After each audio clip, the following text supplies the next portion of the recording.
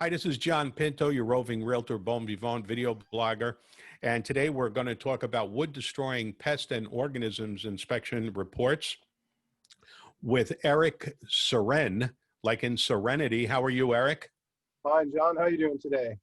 Excellent. And Rafael Betances, how are you doing today, Rafael? Hey, everybody. How are you?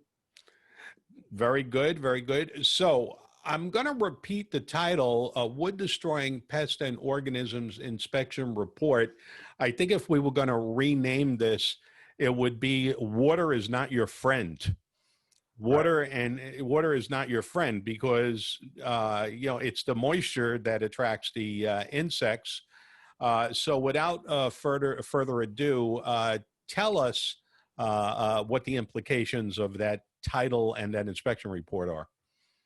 Wood destroying pests and organism report is basically an inspection looking for any either wood destroying pests such as termites, carpenter ants, beetles, carpenter bees, any type of organism that will eat the wood on your house, or fungus, just simple wood getting wet, not being painted and taken care of, and fungus starts to grow in the wood and destroy the wood.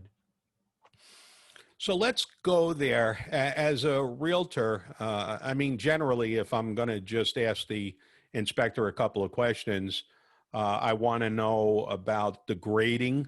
Is the water draining towards the house or draining away from the house? Are there subterranean termites being encouraged to pitch tents around the mud sill? How's the linoleum or the floor around the toilets, around the showers, around the tubs, around the dishwashers? Running with those hot spots, can you enlighten us on what the implications of excessive moisture condition is in those areas and areas that I did not mention? Absolutely. You nailed it. Wood is what your house is built out of, and water is the enemy of wood. Whether it be fungus growing on the wood or wood getting wet under the house, next to the shower, next to the toilet, it's going to attract termites.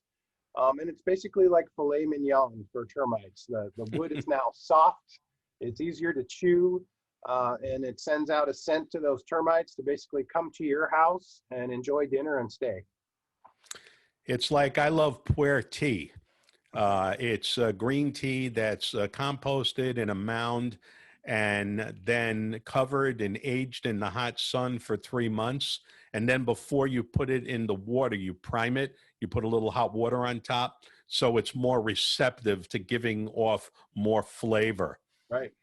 And that's what the termites are doing. It's exactly the same with the wood. They're attracted to wood when it's wet. That scent will carry, and once they get there, they know the smell of wet wood is something that attracts them, and that's definitely what you want to avoid in your home.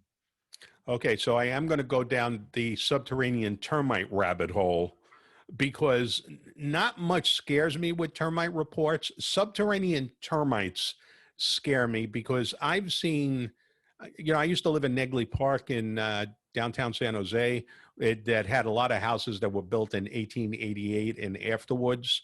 And whether it was those or the ones built in 1906 or the ones built in 1915 or the ones built in 1926, that seemed to be when the houses were built.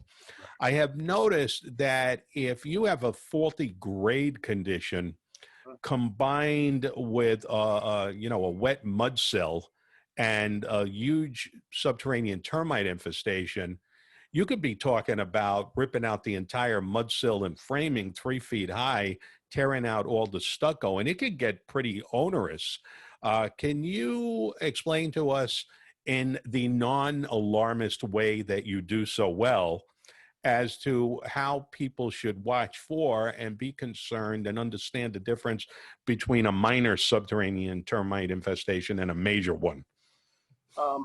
Yeah, termites actually work fairly slowly, but if you let them do their thing, and you allow these conditions where the wood is constantly wet to happen, over time they're going to basically destroy the structural integrity of the framing of your home, When it gets to that point, as you said, it can be very expensive, it can be time consuming, and quite frankly, you're not going to want to live in the house if you have to get to that extent of repair, because the home is going to be torn open. We're going to have either the siding or the stucco torn off the side of the house so that we can get into the actual framing and repair the structural damage that the termites have caused.